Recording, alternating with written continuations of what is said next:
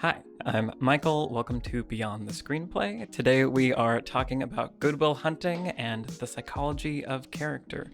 I am joined by the Lessons from the Screenplay team, writer Trisha Arand, Greetings, colleagues. writer Brian Bittner, Hey. and editor Alex Calleros. Hello. So why don't we start by talking about how we arrived at choosing Good Will Hunting to do for the channel. And so Brian, you wrote this episode, so do you want to sort of take us through how we arrived at choosing Good Will Hunting?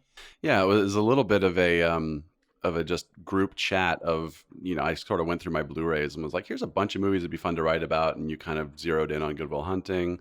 And we had been talking about what makes a great scene, so we were talking about maybe focusing on the end scene, but the end scene's very simple, so it was like, but let's talk about building up to that end scene. And we also wanted to do a video we could do quickly, which I thought I could do with Good Will Hunting. I maybe got a little too self-confident after Shaun of the Dead. I was like, oh, now I can write one that like Michael likes, and then it just turns into roughly what the video is. Nope. The great myth. Michael's a tough customer. But we'll talk about the process then. But I think it very quickly became a conversation about doing more of a character study and looking at Will and what breaks him down. And I've never taken a single class on psychology or anything like that, but I did go to school for acting, and I feel like you learn very quickly, like any actor worth their salt has to be kind of an amateur psychologist, and you have to go, what, every single line I'm saying, why would this character be saying that? Why, even if a director's like, I need you to walk on that from stage left to stage right, and you're like, I don't feel like doing it, but okay, why would this character choose to do that at that moment? It's a lot of very specific stuff, and I really, really loved doing that when I was from an acting perspective. So I think from a screenwriting perspective, either writing or analyzing a screenplay, it's very similar. It's let's peel apart the layers of this character, and why would that character do that at that moment? That's not what I expected him to do. Oh, but it's because the character is going through this. So that was sort of our starting point for it. Yeah, and I feel like one of the things that early in the conversations, Trisha, you pointed out was just how Good Will Hunting is a great example for this, because the psychology aspect is right on the surface. Yeah, it's part of the text. It's actually the A plot of this movie. And so breaking into that, because I really feel like not enough is said about psychology in terms of screenwriting. Like you should be picking up a few of these books or take one class at least, or a couple classes. An acting class is a great way to start too, because we are all writing about humans, the human condition, all these like sort of heavy themes. And when a screenwriter doesn't know anything about psychology, it's one of the most obvious things like on the page where you're just like, oh no, this isn't what people are. This isn't what they do. And it becomes like, then that's where we get like an actor can't play it if it isn't motivated on the page. Right. And so I think especially with this movie, because it is part of the A plot, but then also knowing Matt Damon and Ben Affleck, actors who are knowing as they're writing that they're going to play these characters, every single thing, they were like, we got to motivate it. It has to be about that. And this movie is perfect, because how often do you get to read a screenplay, see a screenplay by the actor who's playing the character? I think like Rocky is maybe one other example, but there aren't that many of them out there. Yeah, and I think one of the things that I took away from this process is I think I know that psychology is important in writing, but I think it's not something that's talked about enough. And Totally. I think being able to look at this film and pick out like specific things like the defense mechanisms, like I think that was beneficial for me to see how psychology can directly translate to character behavior, and like how you can take these kind of amorphous screenwriting ideas and turn them into something that you see on the page. So that was a fun thing to focus on. I mean, I think it's interesting because a lot of the things you've covered in your other videos are psychology. It's the idea of the weakness, what's the flaw, what's the all the modern tools of screenplay writing are basically psychological in nature. It's about somebody who has basically an undealt with trauma from their past, and the events of the story are forcing them to deal with that trauma and kind of transcend it. Yeah. So Good Will Hunting is just an example of a movie where it's literally on the surface that's what's happening. But every movie is that if it's a well done character story. Absolutely. I mean, that's what they say. It's like when you you look at any sort of like story structure, it starts somebody who is broken, right? And we always relate to that, whatever that thing is that's broken in their life. And then the story takes them to a place where they can heal. And we don't often put that in the context of therapy, at least not in a screenplay, because a screenplay is two people, therapy is two people sitting and talking to each other. A lot of us do that in our real lives, but we're less interested in watching it. And I think the thing that makes Good Will Hunting work is that they have that as the A plot, therapy, where he is working through trauma. He's broken in this way. But then there are all of these other events in his life that are creating this perfect storm, forcing him to actually engage with therapy when he really doesn't want to. Right. And the court order at the beginning is really what kicks that off. Yeah, I kind of compare it to Inside Out in some ways, because I think Inside Out was another good example of kind of story structure laid bare in the actual like A plot of the film. Because it's literally Joy has to learn to accept sadness. Like the character names are their weaknesses. Like it's all right there.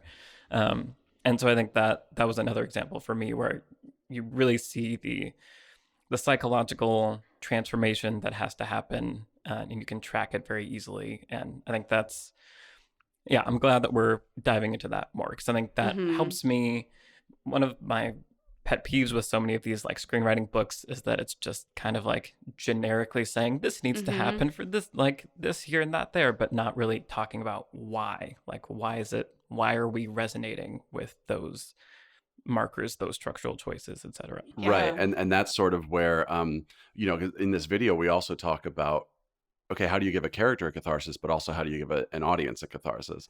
And it's one thing I love about John Yorke's book, Into the Woods, which if you follow the channel, you may have heard reference once or twice. Is that he never throws anybody under the bus, but he'll say, well, in Screenplay, Sid Field says to do this, but he doesn't say why. And he'll really go into, here's why an audience, he talks about synthesis, thesis, antithesis, synthesis. So, so it's like, I went to the store, they didn't have bread, I had to go to a different store. Like normal day, problem, solution, that kind of thing. And that's kind of what every single story is. But he talks about how that's how our brains are wired. And, he goes in a lot of like, here's how people are, and this is why characters behave a certain way, but it's also why audiences react a certain way. So really getting into that, like not just do your thing on page 26 because that's what this book says, but it's really just like, here's how people are, Yeah, I remember reading about this because I went to a Christian college and studied screenwriting and cinema. And, they very much tie like storytelling to a spiritual journey, which is true, but it's also, it's psychological. It's the human journey. And they talk about, there's actually a branch, someone mentioned this, I think, in the comments on the video, but there's a branch of therapy, essentially, that's called narrative therapy. And it's basically the idea that we are all playing a character in our own lives. And so, so if you think of storytelling as like assigning meaning to events, we just pull certain events out of the narrative of our lifetime, assign meaning to them, and say, okay, this is the story of the character that I play, or the way that I see myself. And so the idea of narrative therapy is like, maybe if we all just looked in our past and picked different events and say, no, that's the meaningful event, right? Like instead of this traumatic thing that happened, actually the meaningful event was this beautiful thing that happened afterward. And it assigns, guys, podcasting is hard. I'm sorry, I bumped everything. Okay, I'm gonna every background sound you hear is Trisha bumping. I'm gonna put my arms down by my sides and I'm going to stand like the Tin Man and podcast this way. But yeah, the idea that if we selected other examples out of our lives and said, no, those are the things that's the core story of the person that I am. The idea that we could be less troubled, or that we could form a different view of ourselves and step out, put on a different story in the morning and step out into the world as somebody that isn't plagued by the same sorts of things, because it's all about that narrative that we live into, right? We have those stories we tell ourselves. Well, because my parents got divorced when I was 7, that's why I'm so screwed up. It's like, no, you're screwed up because you choose to be, not because like something happened once or whatever, Yeah, I mean, when that's the journey of therapy is facing those things, because and understanding why do you tell yourself that terrible thing over and over? Why do you feel like you need to dwell in it? Why do you feel like it defines you? And then eventually, hopefully making peace with some of that stuff, and then hopefully being able to move on from some of that stuff, because we all have it. Like, it's not quite Will Hunting level, but it's like we have it. Well, I think it's where, like, you mentioned spiritual in addition to psychological. I think that's where meditation or awareness practices also come into play, because you do start to realize literally my beliefs about myself are just a story. Like, moment to moment, I can be whatever I want actually, but I'm so attached to the story of what I am and what I do and how I react. That's what I just have to keep doing because it's the story of my life. Yeah. But it's interesting to think about how, Michael, you had this new kind of Dan Harmon kind of model of like the hero's journey you were getting pretty into, about like a kind of a circular path. And it was, I read that blog post, and it was interesting to think about how pretty much everything in life, before I make a positive change for myself, I have to like go really far down in the other direction. If I'm like treating my body badly, overeating or drinking too much or whatever, I usually have to do that like a lot. Right. And then I'm like, maybe I should stop drinking so much, or maybe I should, eat healthier. And then I make the change. But somehow it always takes going down to the like pit, the rock bottom. You always have, even if it's a small pit, you always have to hit that rock bottom before you can make that change. And it's kind of a frustrating reality of human existence. But story structure kind of reflects that. It's what Fight Club's all about. Yeah. Exactly. I feel like I recently had that with video games as my addiction. Like that's the thing that will plague my productivity. And so I feel like every year I do this circle, I do this journey. And this time I was kind of trying to be self-aware about it and realized I was very much like the first half of Act 2, like that idea where the character thinks they're like working on their thing, but they're like not quite doing it right. Like they're aware of the problem, but they're trying to fix it in a way that's not going to really fix it. I've been aware that like I can get to the point where I acknowledge I'm playing too many video games, and then I come up with a lot of ways to fix it, quote unquote, that is actually just as unproductive as before. So I'm like, I'm aware of the problem and I'm trying to fix it, but I'm actually just procrastinating more by doing different things. Wait, side note, I'm having a flashback to the first time we all hung out. What? No, go ahead. What? I'm scared. I'm just a little scared. Something about someone was talking about how you used to like narrate your life in screenplay format or something. What was this? Oh yeah, Michael did that. It was like a TV show. It was like, this is a season finale time. Oh yeah, like like the events that are happening right now are clearly a season finale. Right. And this is a season premiere. Wow. Yeah. Right. It was essentially like there was a god, but God were the writers, and so when something crazy was going on, it was like, oh my God, the writers are insane. Oh right, that's what it was. Yeah. This is such a twist. You're like Daffy Duck getting in a fight with the animators, and suddenly it puts the screwball flag on your tail. Oh boy. Well, one thing I really like about Good Will Hunting is that the psychology subtext doesn't play this like really overused card, or not subtext. The plot doesn't play this overused card where the psychologist is just like, I'm going to teach you. Right. I know everything. I'm, this omnipotent being, whatever. It's Sean is so human. Like he's just as human. He's just as broken as Will. And I think that's a huge part of the catharsis, because we don't like to be taught things. Like Will can't be taught what's wrong with him. He has to experience it, and it has to be born out of this connection of like, oh no, you've walked this road. Yeah. That I think is the only, like, in the movie, it's only believable because we understand what Sean has been through. Like all the emphasis on all of his loss and all of that, he's from the same place as Will, but then he like has lived so much longer and actually lost a lot more, it feels like. And, he's still engaging. He's engaging with his problems. He's willing to be vulnerable. He's willing to do all of this stuff. And it earns that catharsis in a way that I think is super important. Because, if it were just, it wouldn't work any other way. Right. Well, because there's a lot of therapist characters like in TV shows and stuff where they're kind of that distant, cold, like authority figure. And Robin Williams in this movie, oh my God. Like my heart was just like breaking the entire time I was rewatching it. I was like, no, Robin Williams, you're so beautiful and perfect in this movie, and you're bearing your soul, and you're such a wonderful human being. And it made me sad and happy and all these emotions. Yeah. But yeah, it's something I thought about when writing, and I just knew it wasn't going to fit in our video, that like Will does affect Sean also. And Sean at the end, like he realizes he's been doing the exact same thing, and he makes the choice to go put his cards back on the table, as he says, you know. I really appreciated that watching it again. I think it kind of went over my head when I first saw it, and just realizing how it really is a dual journey for both of them. And I also love Sean and Professor Lambeau's relationship. Me too. It's just this like short little 3-scene kind of B story. Fascinating. But it's really kind of lovely. Yeah. That line where you know, you realize that Lambeau didn't make it to the funeral. Yeah. And then Sean goes, "No, I got your card. It was nice." Yeah. The line is perfect, but William delivers it perfectly, where it's like, how could anything ever make up for you not coming to the funeral? Obviously nothing ever can. And so there's sort of that sarcasm underneath where you're like, "Oh no, I got your card. It was nice." But he doesn't deliver it meanly. He actually delivers it kindly. It's a huge understatement. Right. And obviously snide a little bit, but he tries to deliver it kindly. And almost even when you see Robin Williams' performance, he almost switches like in the middle of the line. Like he starts off delivering it sarcastically. He realizes how it's sounding, as you know, as we all do sometimes, where it's like, "Oh, this is coming out way worse than I mean it actually," or it's coming out downright mean. And then at the very end, or the expression on his face, like, "No, it was nice."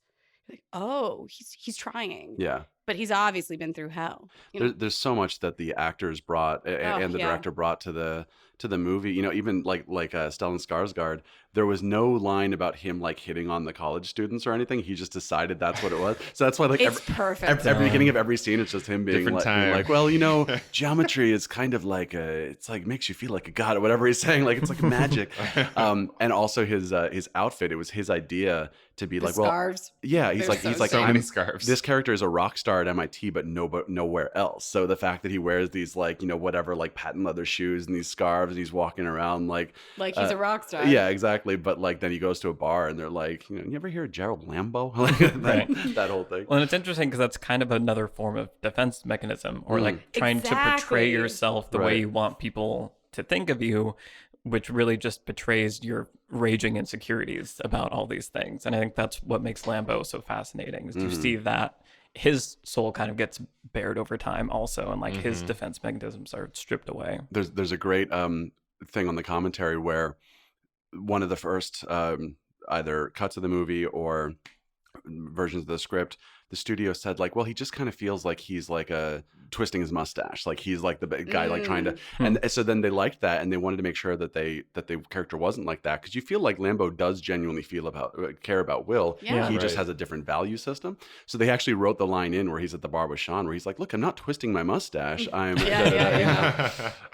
just like there's like Casey Affleck line where he says like, you know, keep effing with me, see what happens." But then when they edited it for TV, it said, "Keep antagonizing me, see what happens." They're like, "We love that line so much, we just changed it to that line."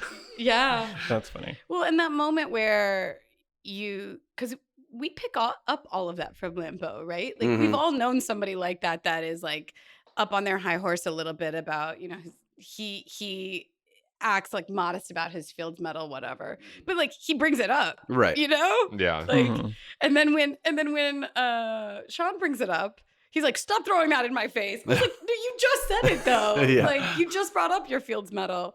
But that moment where he's like, "I wish I didn't know people like you existed," you know, and where we start to see his insecurities, how Will has really taken him apart, because he has worked his entire life toward being in the position that he is in, and he's at the top of his field, and he can't compete, you know. And like that, I mean, I don't know any prodigies, but I feel like I would hate them. Just like it would just because they're not trying. They're not trying. They're just like, "Oh, I just do it and whatever." It's kind of infuriating. Yeah. Well, it's sort of the opposite of the you've done a video about like the obsessed artist. It's the opposite of that. It's like you have somebody who has the casual genius. The casual genius. Yeah. I hate the casual genius. It's like, stop sitting in your corner and everything comes easy to you. All right. You know, and even Minnie Driver's character is wrestling. You know, Skylar's wrestling with that, where it's like, "No, I have to study this, and I'm actually really smart." You know, that these outliers that we compare ourselves against. Yeah. Which isn't fair to them or to us, right? Right. Because they're so anomalous. Also, Mini Driver detour. I was Can we literally just please? about to get in that car. Yeah. Yeah. I love her She's so amazing much. in this. Like I'm blown away every time because I think I forget almost that like she's such a big part of the film, but kind of the things that stick with me are these other big moments. Mhm. And then I go back and I watch and there's just so much nuance and the chemistry is there and it feels like real, but she's also like hitting all the beats of the script. Like I'm just blown away every time by how real and how much of a connection there is. And Yeah. she's Gus Van amazing. Sant on the commentary, he's like, I don't know how she did it, but before every scene, she would just take this deep breath, and then the scene would come spilling out of her. And it was like she was like Wow. she like did this thing where she just changed, and then he's like, he's a filmmaker. He's directed a lot of it, and he was just like, it blew me away. That's awesome. I remember I probably watched this movie for the first time when I was in college. I definitely didn't see it in theaters or in 97 or anything like that. Yeah. Because I would have been very young, or too young for it, probably 11. It's too young for It's Good too Will young for Hunting, Good right? Will Yeah, Hunting. Yeah. for sure. But I think I saw it when I was in college, and I remember feeling like, so I wasn't around people who like drank or swore or anything. Again, I went to a Christian college. And so there are, there's all these F words and there's all this like profanity and blah, blah, blah in the movie. And I remember thinking when I saw the scene where he tells her he doesn't love her, like looks her dead in the eyes and just lies to her because he's scared. I just remember thinking like, that's the most profane thing in this movie, right? That's like the part that makes me like, I don't care about the rest of it. Like, and it was this huge revelation moment for me where I was like, I kind of know all these people that get tied up in content. Like you can't have a sex scene in a movie, or I'm offended by this word or that word or whatever. And I'm like, it's not about the content, or like the surface content. It's about the story. And what this movie says deeply about life is something beautiful and important, and profanity isn't what we think it is. Or I don't know. I just remember feeling that at the time. It was so resonant. Yeah. How wonderful. What a moving, Well, 'cause- moment. Yeah, there's so much meaning behind Yeah. it, and they throw the F word around so much. There's no meaning in the F word. I feel like so. Like Yeah, it's- right. Yeah. I think that is one of the moments for me also that's so powerful. Is like it just hurts so much because it's just tragic on every level. Yeah. And it's just Mhm. very much that moment of like, why can't you see you love each other? Like, why Right. can't you just be okay? Yeah. I remember, this is like a little off topic, but first or second time I saw Dark Knight, I was like, the PG-13 rated Dark Knight, I was like, this is one of the most upsetting movies I've seen in a while, Yeah. because it's like so hopeless for, and like Truly. to have this antagonist who's like, no, just some people are just terrible people. They don't need a reason and that kind of thing. Right. And I was like, you can edit out, like, it's not about, oh, there's guns or there's blood or there's language or whatever. It's like, no, just like the theme sometimes, or the sort of Yeah. story you're telling can be so much more upsetting than any of those things. The rating system is pretty goofy. Uh-huh. Have you guys seen the Hard documentary from a agree. while back that was like, this film is not yet rated? They interviewed directors in it, and Darren Aronofsky was pointing out, he was like, I think James Bond movies and such, where people have like these weird bloodless deaths, but like just mass death all around him, but it's just like all like sanitized, should be like a higher rating, like rated R, versus like a war movie that's like, this is what actual life looks like when people die. Like, it's like, maybe it's like more damaging to the human brain to like have this weird desensitized version of death. Anyway, so it's like, yeah, we have this idea of like certain things are like R-rated things, but it's so arbitrary. It's Right. not really, maybe there's more damaging things to the human psyche than the F word, Totally. Yeah. I feel like it's one of those weird things where as an organization, you have a job and everyone agrees like, this is an important job. Like some content shouldn't be given freely to children. Sure. So like we can agree that that's, a goal we want, but then their job is to figure out the like what that actually translates to and what that Right. means. And it's kind of an impossible job. So I try to like, I understand the struggle of, but then it becomes arbitrary where it's like, well, you get one Yeah. F word, but two, 2 was an R-rated. and- Right. Yeah. And it can't part- be used as a verb. It can only be used as an expletive. Yeah. Right. Part of the documentary too was like the people who were on like the board, the MPAA, are like really random. Like it's like, why are these the Yeah. people that like maybe decide a movie's fate sometimes because it goes into the R category as opposed to PG-13. Mm-hmm, mm-hmm. Yeah, it ends up becoming a huge deal, right? The Yeah. rating system. I volunteer with kids a lot, and like middle school age kids who are sort of in the middle where they're grappling with like what they want to see, what they're still afraid of, what they're not as afraid of, what they're interested in, and all that kind of stuff. And I try to remind them, I'm like, it really is just information for you about what is in this movie, right? So it's like, it's information for you, it's information for your parents, and you can decide before you see it if you want to see it. I mean, I hate horror movies, so even if a horror movie is rated PG-13, I know based on what I can assume is in it that I'm not gonna want to see it just because I know who I am. And so I think that as we all get older and like figure that stuff out, I mean, some of it is super arbitrary though.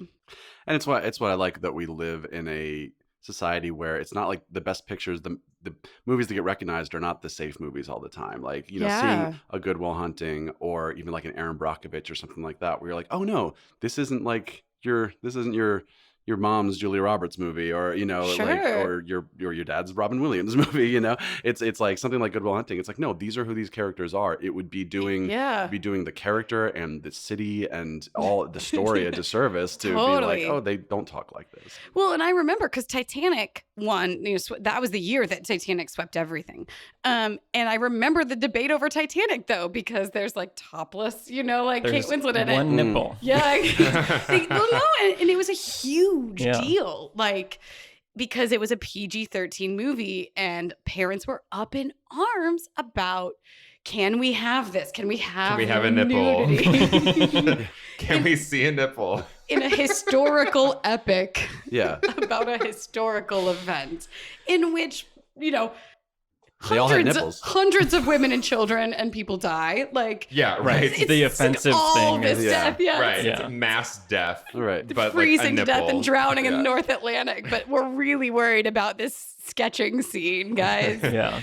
Yeah. This is completely off topic, but I Go, watched go. a video recently about the Titanic and like kind of picking apart the historical inaccuracies of the Titanic. Mhm. And so I feel like one day we'll just have to do Titanic because I want to talk I really about want us them. to Oh, do can we? Titanic. Yeah. Can we Because, please do like, Titanic? Yes. They got a lot of things really right, but they also chose to omit huge other things that are Oh. like while the ship was sinking, the California ship was right nearby and could have come and saved them. And like, Yeah. that's anyway. So that's a Oh, tangent that interesting. I didn't will know be a that. tease. But because it was California, they were just like, you know what? Like, we're kind of doing our own thing right now. We've We're got a getting lot high. of We're getting avocados high. back Yeah. here. We're having brunch. And Podcasting. But on the topic of the ratings thing, I feel like Mhm. what's interesting right now is it feels less relevant than ever because so much content is Yes, streaming on HBO, yes. Netflix, and that's just like a free for all. Yeah, And exactly. I love it. It's just like I don't even think about it anymore. It's just like everything's kind of adults, so it works for me. yeah, it's No. probably hard if you have kids. Yeah. Well, that's why they I have like the do kids, wonder the about kids that. section on Netflix. Yeah. No, it is Um, interesting. I mean, and I think that that's part of an ongoing conversation that all of us in the entertainment industry are having because, the streaming services have changed everything so dramatically. And content, like how we consume content, is one of those things where it's just like, okay, well, if a kid has Netflix, though, now he can see literally anything very easily. They have like Gaspar knows like love on there. Yeah, It's they- like, oh, they do. Yeah, they got lots of explicit stuff. They surely do. And it's just, yeah, we'll have to see. I assume, well, I don't know. It'll be interesting to see if they do try to regulate it a little more intensely or, Kids also have the internet, so maybe it's just Well- Right. all- I mean, why even try? it's probably been. guys, there's no saving kids anymore. They know everything. They know it all, man. They're growing up fast. Oh, Well- seriously. Speaking of Good Will Hunting, Yeah, yeah. It's a podcast about Good Will Hunting.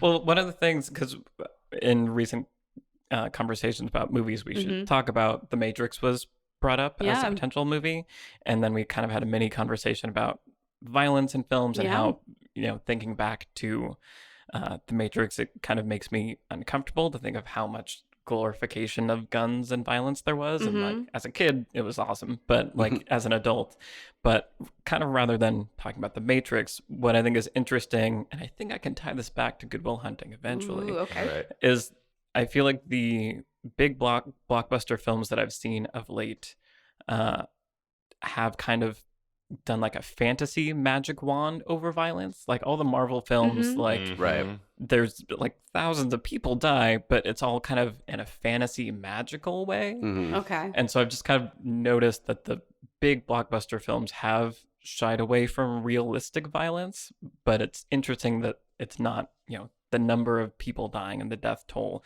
There's still violence. It's like just always like genocidal levels. It's like this entire city is going to like have like millions of people die, but it's all like cartoon dying. Yeah. Well, or, you know, spoiler, 4 billion people just turning to ash. Sorry, everybody. But if you haven't seen Infinity War yet, I really don't know what you're doing listening to this podcast. No, but I mean, it is interesting because it's the moments where I think the Marvel and other like superhero and these comic book kind of movies, I think the moments where they succeed the most are when they sort of bring that home and bring it down and be like, oh no, he died in that crazy disaster, right? It's at the beginning of which Avengers movie where Tony Stark is confronted about somebody who died in like one of the huge disasters in the previous movie. Why are you guys staring at me Age like of you Ultron. don't know? I think it's Age of Ultron. Yeah. Okay, they like review all the different places they've like blown up cities. Where they've taken down whole city blocks and stuff. No, but I think it's at the beginning of that movie, that moment where there's just a grieving mother there. That was like, my son was doing this, he was doing that, and he's dead now. It reminded me of that scene in Jaws where it's just like, you know, we often, the heroes of our movies, feel like they're doing a bigger job and they're all like beyond us and they have to hold all of these lives or make all of these decisions. And then when they're confronted with the actual death toll or the actual moment. Just Alex Kintner's mom. That's what I'm saying. Yeah, it's Alex Kintner's mom. Yeah. It's like, you knew, you know. That's where I feel like those movies really succeed, and not so much in the like, and we destroyed this building, we wrecked that car, like. Yeah. Well, and to bring it back to Goodwill, you're doing like it. One of the thing that I like about it, and why I also compare it to Inside Out, is that the climax, you know, isn't an external destruction of a thing. Like the climax, the victory is an act of forgiveness and acceptance. And I feel like that's a very rare thing in the stories that we tell. And I think that's why when we encounter it, like in Inside Out or Good Will Hunting or whatever other films. Or No Country for Old Men, where the climax is not so much about getting the bad guy, it's about accepting the bad guy. Making peace, right. And I feel like those land, for me anyway, those land the hardest because they're so rarely told, but I feel like they're so important. It's that, you know, the bittersweet, like I feel like these are actually important psychological life lessons. And I feel like it seems like maybe it's a harder thing, or it strikes people as harder to tell those stories because it's easier to have an external antagonist that you can throw off the building or try to save in the last minute, but then he falls anyway. So the protagonist didn't kill him, but he still died. And that's one of the things that you shoot the rafter above his head instead of shooting him. Indirect murder. And so I think that's another reason I'm glad we chose Good Will Hunting to highlight, because I think that's and why I want to talk about the psychology of storytelling more, because I think telling stories, you know, if stories really are life lessons about how to live, I think that, you know, they are really powerful, and I think we've gotten really good at telling stories in film, but I want people to focus on what are those lessons. Like, are we just reinforcing the same, you know, general like ideas about how to live, or are we actually looking at, well, now it's 2018, we know like therapeutic releases, catharsis, like forgiveness, these are important things. Can we tell more stories that incorporate those as the themes and lessons? Right. Yeah, and we so rarely get to like, I feel like an obvious or like a bad version of this movie would have Will going and like confronting that person who abused him when he was a kid, right? And it's like, that isn't how life is. That isn't how it works. And we all are capable of having an arc and going on a journey without needing necessarily to directly face what he does face it directly in therapy, but he faces it within himself. He doesn't have to like go punch that guy out. That's not what it's about for him, is like finding a way forward that doesn't include actually, getting into a fist fight, which obviously is one of his defense mechanisms that we've seen before. Right. So it's a telling moment about Will. He's like, I just want to go beat this guy up. Like, he didn't do anything, He's just like, I didn't like that guy a million years ago. Let's go get in a fight. Yeah, I knew that kid in It was kindergarten. like kindergarten. Yeah, it was a really long time ago. Yeah. Now let's go punch him. Yeah. And I like that. Yeah, that's used as an example of the old Will, the bad way of life that he needs to overcome.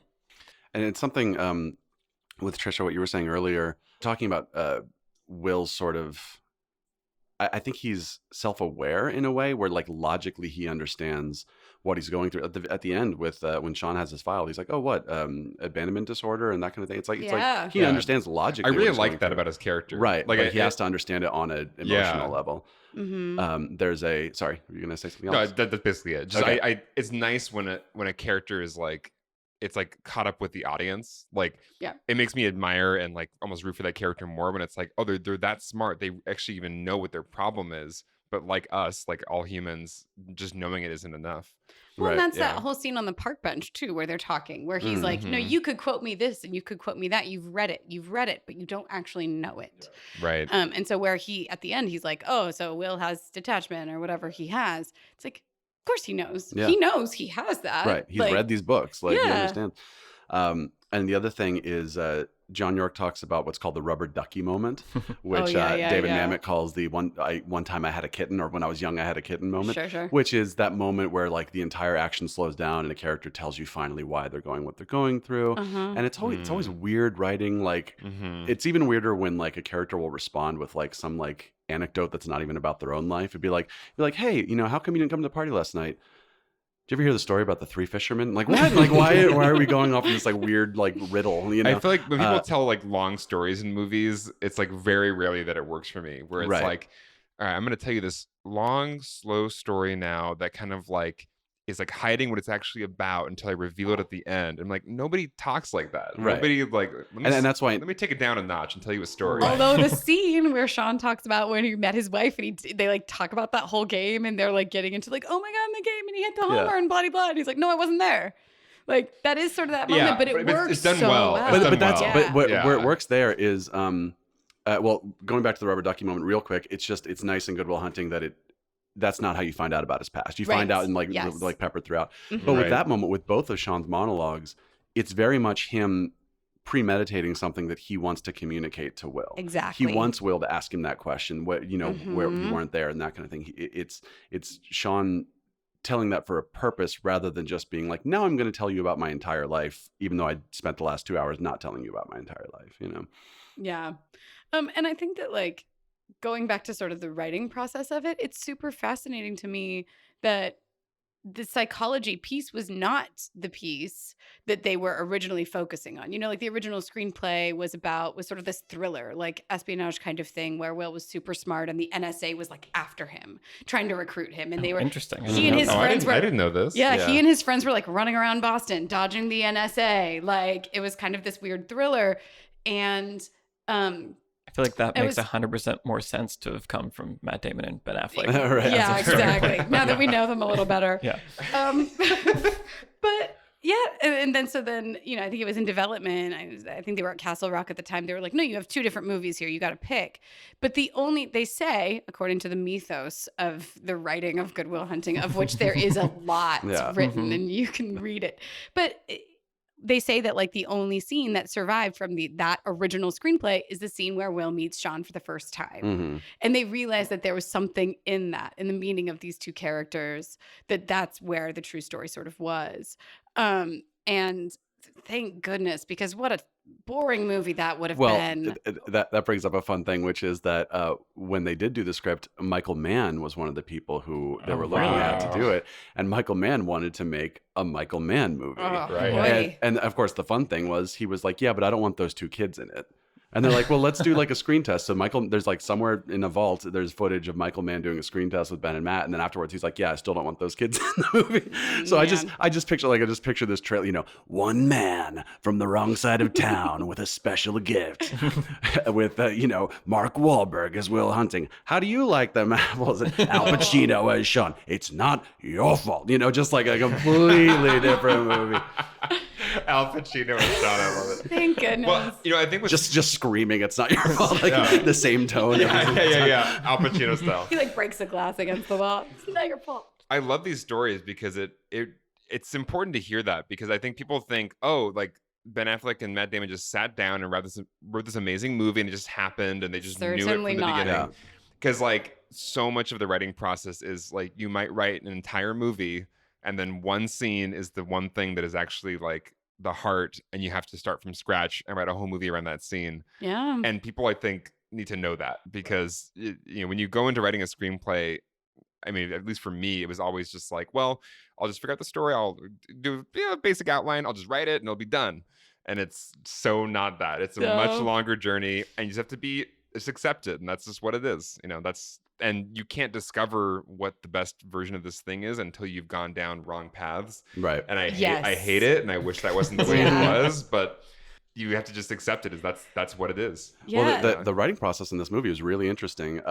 First, they Again, according to legend. Well, according to them, there's an hour-long 15th anniversary thing that they did with interviews with Matt and Ben and Gus Van Sant, and they talk about the process, which, by the way, has not aged well. They're like, yeah, Harvey liked the script, and we were going to get Mel Gibson to direct, and we kept picturing Morgan Freeman for Sean. I was like, okay, I don't feel well, but let's not get into any of that.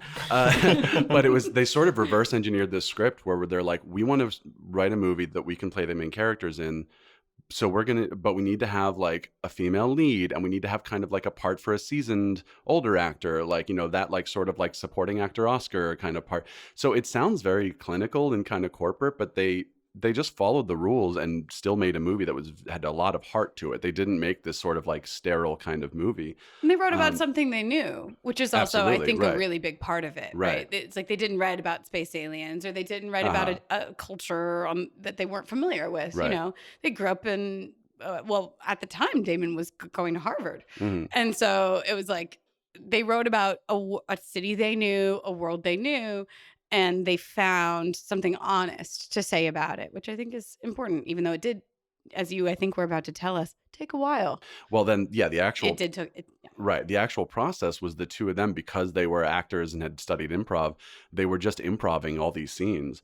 And Matt Damon's like, we probably wrote 2,500 pages of dialogue. Like, there's so much dialogue that they wrote and then just sort of cut it down. And I think that's why the movie feels as natural as it does. Yeah, it really is natural. It is because they found those lines that really sound real, but also were funny and engaging and work. But they would just improv and just go back and forth, you know. And he says, everyone always asks us, who wrote that line, or who wrote, and they're like, we literally have no idea who wrote any single line in the movie. There's, of course, the Family Guy joke where it's Matt Damon sitting at a typewriter and Ben Affleck on a couch, you know, and Matt Damon's like, all done. Good Will Hunting by Matt Damon, and Ben Affleck's like on the couch, like smoking a bowl, and he's like, hey, when you put my name on there too? Yeah. Well, yeah, I mean, I found, because I did some reading up about it too, although, you know, again, I remember watching the Oscars when they won for Best Original Screenplay. They're still the youngest. I mean, like, Ben Affleck was 25 years old, which is horrifying to think about now. It's like, oh no. An air of depression kind of the room all of a sudden. I think the light all just left the room. Yeah. No, it is like, I remember it felt like this huge upset, this huge revelation of like, young people have something to say. But they wrote it 7 years before they made it. Mm-hmm. Like, they started writing it 7 years before they made it. I found reading about the process, like, both very hopeful and very sobering, where they like got into a bidding war. They went with Castle Rock. They went and developed with Castle Rock for like a year. Then they couldn't work it out with their creative differences. Castle Rock put it into turnaround. They had to go back and take a bunch of meetings and eat a bunch of crow with people that they had turned down already, who then took meetings just to tell them they were going to pass on it. And you're like, no, goodbye. And then they like went to, it's like this person and this person and this person and this person. And it was closed doors all over the place and development. It's exhausting. But then when you watch it, you're like, obviously worth it. And their original choice was Gus Van Sant. So like the fact that everything they went through was them actually finally getting what they wanted in the first place. And they started in it and they stuck to their guns about that. Yeah. Which for, they'd done some roles. Kind of. Yeah. They were on the map, but you're talking about since. No, before that. Before that, they were on the map, but not much. They didn't have 0 credits, but they didn't really have the credits to get this movie made. And it really was Robin coming on board that made that happen. Right. I remember Kevin Smith talking about producing it, and he was like, he read the script and loved it and was sending it to people. And they're like, wait, who are these guys? And it's like, did you ever see Courage Under Fire? Like that one guy and like school, it's like that one actor who you maybe saw. Dazed and Confused. Sure. Yeah, exactly. It's like, wait, it's the bully from Dazed and Confused and the heroin addict from Courage Under Fire. Like they made a movie together. Like, why am I reading this? What's going on? It's so weird to think about a time when Ben Exactly. Affleck and Matt Damon were like, just like who are these bit people? parts and And it wasn't like that long ago. I guess it was. Well, I mean, 20 years years ago. The math on it. Yay. The room just got darker again.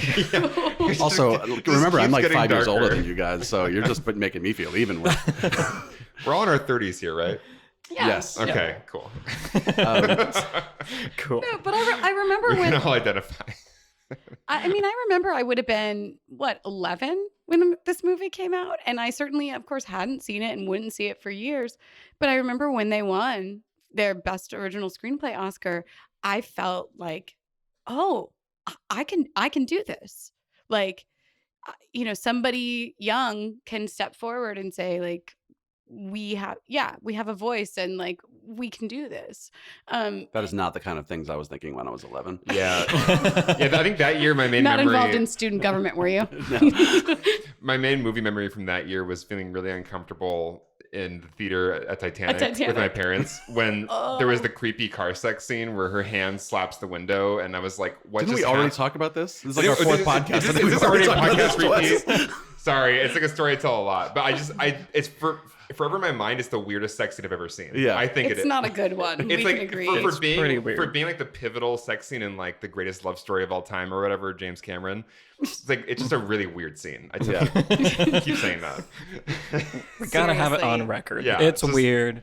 It's not. It's a great cute. movie, but like, why? Yeah, what's going on? I have a quick little Good Will Hunting anecdote that antidote. No, that's if you have I was poison. gonna correct you. Antidote. You go. Which is two of the jokes in the movie, or two of the like funny moments in the movie were different in the script than they were. Like Skylar's original joke that she tells to the guys is a guy gets 3 wishes and he wishes for a bottomless pint of Guinness. And he's so excited about it that when the genie like impatiently is like, what are your other 2 wishes? He's like, I guess I'll just have 2 more of these. Yeah. Which is a really good joke, but I think it makes sense that they made it a little raunchier because like Yeah. that makes her fit in. Right. But the one that I love, it's sort of a known fact that when my wife used to fart in her sleep, that whole thing, it's a known fact that the cameraman is laughing. You can kind of see like the shaky cam going up and down. But he's not laughing at what you're watching. He's laughing at something that got cut. It originally was just like my wife used to turn off the alarm clocks in her sleep and it bugged me or like whatever. So it was like very tame. And again, I think by sort of like making it be a little bit more personal and kind of like that, it makes them connect a little bit more. But they were improving on it. Like it was Robin Williams' idea to say that, and they're going back and forth. And so there's this line that Robin Williams says, "Oh, it got so bad you'd have to light a match." And then Matt Damon says, "Is that how she died?" And that's actually what they're all laughing at. And like someone was telling a story, like the crew's like jumping into the hallway, like trying not to destroy the scene, just like cracking. Oh no! I just distorted the mic in my reaction. That's right. Same. It's like Seriously. it was probably appropriate to take it out of the movie, but like I love that it like made that real amazing. moment between Yeah. them where they're just dying laughing. I will say, I don't think I could think of another scene in a movie where it's talked about a woman farting, except in maybe something like Bridesmaids or whatever. That's like sort of a gross out thing. But I actually love that about this. It's such a dude movie. And yet the way that Robin Williams talks about his wife and the way that, and Skylar is like, again, Minnie Driver, amazing. Yeah. But like, it is, the women are actual people. Right. Yeah. Even back in 1997. Even in women were people 21 years ago. No, it's beautiful. Like, even, I like that it is a dude movie. It's about like a male journey and male friends, and there's abundant, like masculinity jostling, that kind of competition going on. But even as like side characters, or even, Robin Williams' wife, you feel like, the character's wife, you feel like she's not in the movie, but you do feel she is. She clearly is. Mhm. She's so present for Sean as a character that she is there, and you almost get to like her beautiful spirit is almost like a big part of the story. And I think that that's really well observed. I'm glad that they went with something that was like true to life and doesn't get talked about a lot. And it's great. Well, it is interesting looking at the screenplay, seeing how much was changed, and I feel like improvisation can, it's sort of like a double-edged sword, where Definitely. sometimes it, maybe feels better on the day when you're shooting, but then you cut it in and it's like, whoa, no, we wrote those lines because they served a purpose, and someone should have been checking that. Right. But I feel like with this film, whenever, I was looking at the script and then seeing what they changed, and sometimes it's even the ordering, like I felt like it was done in a way to make it all achieve that natural feeling that comes across, and that it's still maintaining the the intent of everything and the power of it, but it just kind of makes it feel like the more lived in by the actors. And I feel like it's a good example if you're thinking about using improvisation to kind of maybe watch the film and read the screenplay and see what's different, and like kind of track, oh, you can see why they changed this feels more natural, or this joke between them was actually more genuine connection because it was a real laughter, Right. but it's still, the joke is just there to make them connect, and then the rest of it is still as planned and stuff. It's a weird experience to read a screenplay for a movie that you've seen 10 times. Yeah. Because on one hand, it's like you can't separate the two, but then it's like you really notice the things that are different. Even if they're minor things, you're like, oh, wow, that would have been really different if they had done that way, or, little things like that. I mean, we were, we talked about The Devil Wears Prada last time, and we were lauding Meryl Streep and her intuition about what is essential to the character and stuff. It goes back to casting. I mean, we as writers often don't get a lot of say in casting. But it is like, if you are like a filmmaker who's gonna make a short or something that you're gonna produce yourself, which I feel like we've all done, you do have a say in casting, and sticking to your guns about who you feel the character is, and who you like, casting someone who you feel really understands the character and also has the experience to work their way through the character's psychology. Because casting Robin Williams, they talked about all kinds of other people. I mean, Robin was a huge star at the time, and getting him was like the thing that, like I said, ended up getting the movie made. But also, he had a deep understanding of this character, obviously, and was able to work his way through the psychology. It's a combination of intuition and also experience, and not settling for somebody that is just either super famous, or either seems like they kind of get the role, or they are the role. Right. Like I remember when Precious came out. Based on the novel Push by Sapphire? Yes, thank you. I remember when that movie came out, they were talking about their casting process, and they had like seen a bunch of young women who had gone through trauma that was so similar to what she was going through in the movie. And they ended up not casting any of them because they were like, actually, what we need is an actress who has a ton of experience, and like not somebody who actually lived in this. Also, we don't want to put any of them through it again, but somebody who has both the instincts for the role, and then also enough years of knowing what it is to put themselves in that place. And I feel like, I mean, we'd be remiss if we didn't talk about how this is the movie that people remember Robin Williams for. Sure. Like, he made a ton of other amazing movies, and yet at his passing in 2014, people went to that bench in Boston. There's something about Sean in this movie that we wish Robin might have been able to work his way through some stuff. I don't know. Yeah.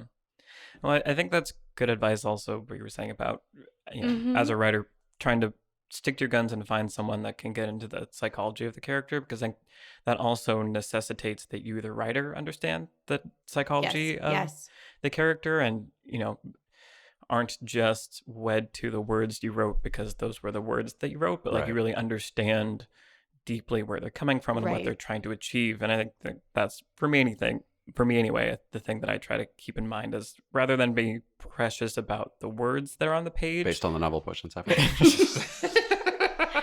Every time we use the word precious from now on.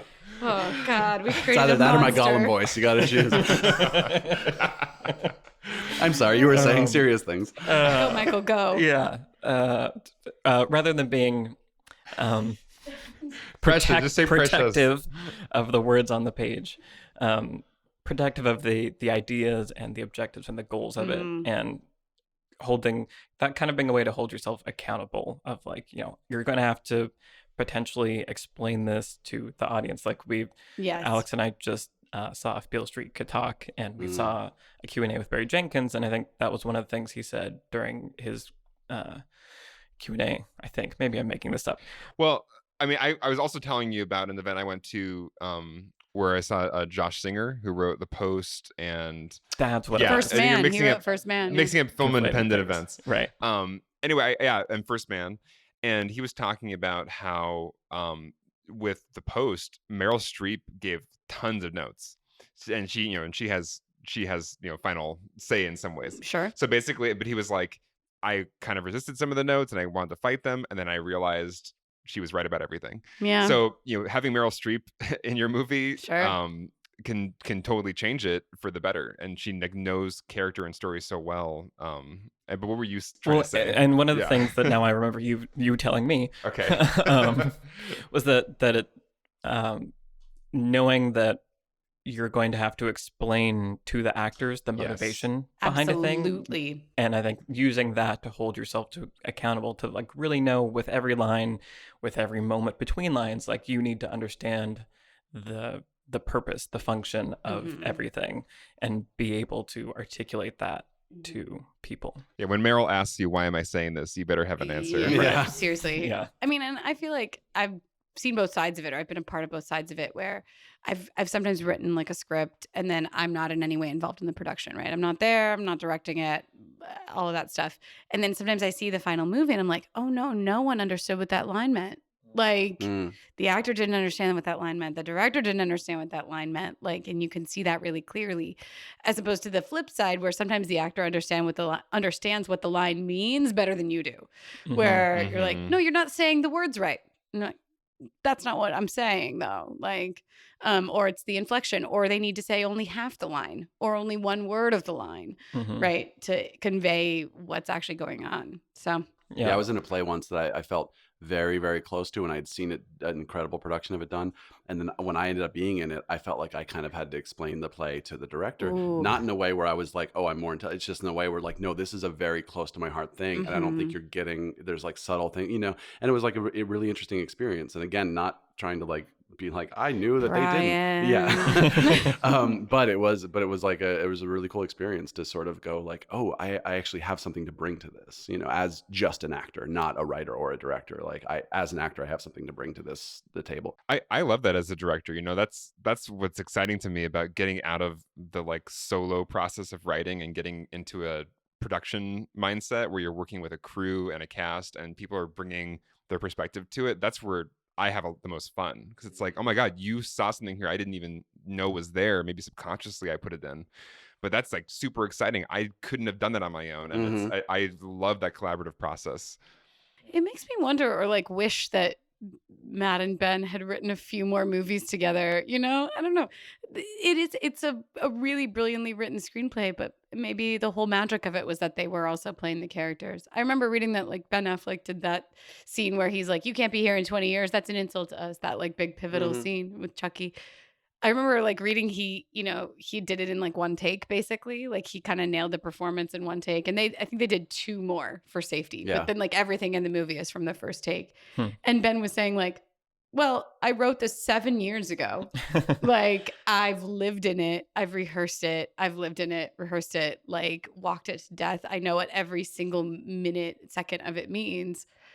And so then when he did it, he was like, oh no, like it's over. It's over, yeah. That's the last time. Right. Yeah. And especially with Gus Van Sant being such a like low energy director, he's just like, all right, you got want to it. do it again? Like, so they did it twice more. And he's like, okay, I think we got it. Ben Affleck's like, holy crap. Like, this thing we've been working on for 7 years, it happened. It's done, Yeah. That is a weird thing about production, where it's like, especially a project you've been gestating for a long time, and then Mm-hmm. production is so rushed and so quick, and then it's like, oh, that's it. All right. Yeah. Well, it's interesting. I think a lot of us here maybe come from an acting background. I would say raise your hands, but no one can see that. I mean, this is radio. I think it's only that side of the table, which The again writers. is not a visual thing. Right. Yeah. Trisha and Brian. We'll let you figure out which one. I mean, I was in like drama in high school, but that's about it. Yeah. Well, so we've all acted at some point or another, like even if it was like a long time ago. And I can't imagine like wanting to act in any of my roles now. I'd love to hear the perspective of somebody that's still an active writer actor. Not a writer director, not a writer producer, Right. a writer actor. If you're a writer actor, contact us. Contact At 155. Trisha. She's the one who Find wants Trisha's to Twitter. I'd love to talk to you. know. Tweet at Trisha. Yeah. Or I'd love to see one of your films. Is really what it is. Yeah. Okay. Well, I think this is a good time to sort of go around and talk about what are the creative lessons that we are taking from Good Will Hunting. I think we've touched on a lot of things, but just to sort of put that concisely out. And so I think starting for me, I think it's the process of looking at this and the psychology of character, and sort of like we were talking earlier about the hero's journey and this this universal human experience. I think it helped me connect with things like Joseph Campbell's hero's journey, or all these screenwriting, storytelling, mythos, like lots of big, pretty words about like the meeting with the goddess and blah, blah, blah, blah. I think going through this film and looking at the psychology of character made me internalize the value of, thinking about story in those terms, that you're trying to create a catharsis for the audience. And, it is supposed to be entertaining and fun, but it's also, ideally it's a story about how to live and how to get better. And I think having that in your mind is a big responsibility as a writer, but I think it should be. And I think that should be part of the fun challenge is, can you put something out in the world that makes the people that watch it better in some way? And it doesn't have to be, a breakthrough of childhood abuse, but, put something that is generous and makes the world better. And I think it should probably come from a place of truth for you. Absolutely. Because if it's not truthful and honest to your experience, then probably no one will care. Yeah. So I those are my agree. thoughts. Thanks, Michael. Yeah. Alex, any thoughts? Yeah, I think for me it was editing this video and the script that Brian wrote really showed me how it's a great example of a movie where every character is playing that role of kind of holding a mirror up to the protagonist and challenging them and pushing them towards their eventual catharsis. And that's something I just want to remember as a screenwriter myself, is just every character in a movie isn't just there arbitrarily. It's they're there to serve a role for the protagonist, to push them along their journey, and represent different value spheres that they're struggling with. And The character web, as John Truby says, or one of those guys. Probably multiple people will say that.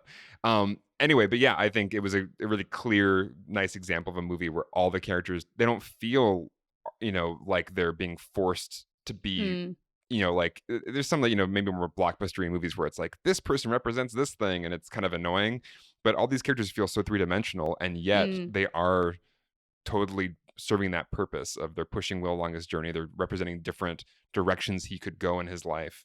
So yeah, it was just another good example of that, and something I want to incorporate into my own writing. For me, I was most encouraged. I think it's a brilliant screenplay, and I was most encouraged by reading about the journey they took to get to the shooting script. As someone who's like navigating Hollywood and all that kind of stuff, like I said, it was both encouraging and also like really humbling, because thinking about like, oh, it took them 7 years, really, like that's, and there were so many moments along that way where they were like, this is never going to get made. If it does, we're never going to be in it. It's going to be unrecognizable. Like, and they got into it there was a lot of money on the line, at different points in development where they were like, oh no, this is almost too big now. Like, they got themselves in a little bit over their heads, and yet they stuck to it. They didn't get discouraged. They didn't quit or walk away or try to do something else or whatever. They didn't compromise it. Yeah, that's really encouraging, because it can be, when you have producers shouting notes at you from 5 different angles and they all sound wrong, you're just like, oh, how could anything emerge out of this that is what I see, or that is the story I'm trying to tell? And so Good Will Hunting is sort of like this very hopeful, I think, representation of what might be possible, or was 20 years ago. Yeah, definitely. Brian? I think for me it's kind of obvious. It is that sort of, as we talked about at the top of the episode, just getting into a character's head and really finding out what makes them tick, and also being consistent with it, where you always have those moments where you go, I don't believe that character would do that. And it's weird because it's a double-edged sword, because it's like, well, the character does whatever the writer decides. If George Lucas decided when Darth Vader was 19 he really hated sand, then like then that's episode 2 reference. Then that's like, that's what the person who created this character decided. And it's but at the same time, it's hard as an audience member not to go, but I don't like this. I don't, that's his wound. The sand on Tatooine. Right, exactly. But so there's a moment, I read the script, watched the movie again, and then watched the movie with commentary. After reading the script, there's a moment in the movie where it's one of the first times that Will and Lambeau are working together, and they sit down after doing this thing, and Lambeau kind of like musses his hair in this very like fatherly kind of way. And after reading the script and watching the movie right after, I was like, that seems really soon. And then I watched it with commentary, and they were like, we all thought that was too soon, but the studio wanted to show that like they were getting along and everything like that. And I was like, how interesting. I'm always a little surprised that Will doesn't punch him. Yeah, exactly. Right. Yeah, Will seems way too okay with that. Right. Yeah. But it's such an interesting thing. Like, we always have those moments where it's like, look, a character is whoever a writer says that character is, but we can't help as an audience by going, here's what we know about the character, and we feel sort of betrayed when the character does something that we don't think they would do, and there's no basis for it. It's one thing if you're like, oh, he did that because we saw 2 episodes ago, if it's a TV show, that whatever. It just, no, that character, that doesn't sound right for the character. And I think that's kind of getting into the psychology of a character is really valuable, because you learn sort of what those boundaries are. And if you break those boundaries, fine, but you have to earn the right to break them. Totally. Yeah. Awesome. All right, cool. Well, why don't we just end with quickly saying what we are watching, what people should be checking out. Trisha, do you want to go first? Why, certainly. I should be no surprise to anybody that I sat down and watched The Ballad of Buster Scruggs, which is on your Netflix. Check it out. Alex is grinning like he loves it. Do you love it, Alex? I haven't seen it yet, dude. but there's just nodding that you, of course, have watched it already. Oh, yeah. No, That's the Coen brothers, right? They make things. Oh, Michael. Who are they? You might have heard of them. They've made a few films. Okay. No, I really, really like it. Obviously it's vignettes, so it's not one continual story. And this is another conversation for another time. As a Coen Brothers fan, if you are a Coen Brothers fan, it will check all of your boxes. Like, it does all of the things that they do so well. It's like super violent in places. It's also hilarious. There's these amazing performances from actors that you've seen in a bunch of Coen Brothers movies, and also new actors that you've never seen. Stephen Root is in it in a really hilarious. Have you seen it? Yeah, I've not. Oh, dude. But he's in a few other movies. Yeah, he is. And Tim Blake Nelson is obviously amazing all the time. And like, I've heard good things about Zoe Kazan. Zoe Kazan is she's in awesome in That's it. cool. Yeah, and it's existential grappling. It's like nihilism. It's like God and America and the West, and like and singing, and it's really, it's a fun all ride. The boxes. It really is. It's every damn box. I recommend you check it out. And there are some of them. Oh, and I also have to say this. So the kid who plays Dudley Dursley in the Harry Potter movies is in a huge role in it, and he's amazing. Really? Yes. His name is, I should have looked it up. His name is Harry. I think, no, how could it be Harry? I mean, it could be. just Dutters. I didn't recognize him. Yeah. Like, I watched that. He's in a sequence. He's in a short with like an episode with Liam Neeson. And it's just the two of them, really. And it's so stark and moving. It's one of the dramatic ones where it's like not funny. It's just upsetting. And he's so good in it that I could not place him. And then I finally looked him up and I was like, oh, what? It's the kid from Harry Potter. It's tremendous. So definitely just go check it out. It's totally worth the ride. And even if it's not, it's only like, 80, 90 minutes or something. So I just started watching Homecoming on Amazon Prime last night with Julia Roberts. And it's directed by Sam Esmail, the creator of Mr. Robot. And Mr. Robot, I have enjoyed a lot. It's a pretty uneven show, in my opinion. Season 2, I almost stopped watching. Season 3 kind of got me back again. But you can't deny that he is a director with a vision, and he definitely has his style and his voice. And I feel like it's all on full display in Homecoming. And like the first episode has this amazing long take that kind of flies over different rooms and goes through different like stairways. And it's just like, he's such in command of his directing style. It's just really inspiring. So yeah, it's a really fun, weird psychological thriller and done with a lot of pizzazz and Julia Roberts, and it's great. So check it out. nice. Michael. I saw If Beale Street Could Talk, as I mentioned briefly earlier, and I really, really loved it. I almost don't even know. It's a movie made with so much love, and I actually liked it more than Moonlight. It's Barry Jenkins, the same director as Moonlight, obviously, and I think it felt like a director really coming into his own, where like after Moonlight, sometimes when a new director does an amazing thing, it's like, was this an accident? Like, is this a one-off, or is it? Yeah. And so it was very affirming to see another film that had as much, as it felt as fresh as Moonlight, and in ways that resonated even more with me. And the structure is really interesting. There's a lot of moments and sequences that are very contained, but dramatic, because it's almost like a mini play that happens. And then there are other sequences that are very filmically experimental and stuff. So I highly recommend that. That's a contender for favorite movie of the year, up there with Roma for me. I'm excited.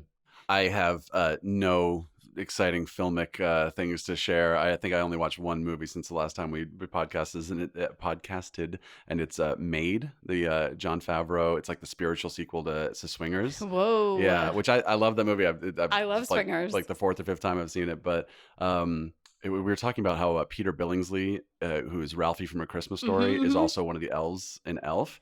Yeah. And I was like, oh yeah, he does all Jon Favreau's movies. And I was talking to my girlfriend. I was like, we should watch Made tonight. And she's like, what is that? And I was like, do you like Swingers? She's like, yeah. And I was like, then we should watch Made. And it's like not a great movie, but it's like if you like Swingers, it's the same. It's Vince Vaughn being terrible, but like it's very clear that he's terrible. Like everyone hates him. You've got Peter Falk as a mob boss. You have Sam Rockwell as like an effeminate bellboy. Dustin Diamond does a cameo. How have I never seen this? Because I love Dustin Swingers. Diamond. Oh man. P Diddy as a gangster who's like who knows the difference between an aperitif and a digestif, and he's arguing about it. I love it. It's great, but it's just a fun, silly ride. It's almost like, Trisha, I know you love like the old like Chandler and Leonard novels and that kind of, it sort of has that like very wandering, like there's not really a plot, but you're just watching a bunch of like really entertaining scenes that are very like loosely glued together, but that's kind of the point of it, Okay, I know you just saw it, but guys, if you want to come watch Made at my house tonight, that's what I'm watching. Nice. Done. Awesome. Great. All right, cool. Well, thank you everyone for listening. I hope you enjoyed this discussion of Good Will Hunting and psychology and whatever else we talked about. Lots of things. Thank you for listening, and we will see you next time. We got to go see About a Girl. Farewell. Nice. It's not your fault. Hey guys, Michael here. First of all, a big thank you from myself and the team to everyone who subscribed and listened and left all the amazing reviews on iTunes.